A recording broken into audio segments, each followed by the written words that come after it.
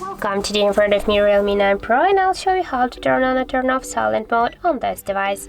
So first you should go into this settings application and then just scroll down to the sounds and vibration. Here tap on the silent mode, then switch the ringing mode just to the silent mode.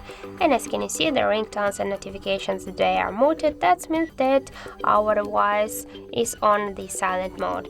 And if you want to just turn off the silent mode, just switch it to the ringing mode here. And also we got the second way how we can do that. Just first you should open the notification panel and the top bar, and here you can see the ring icon.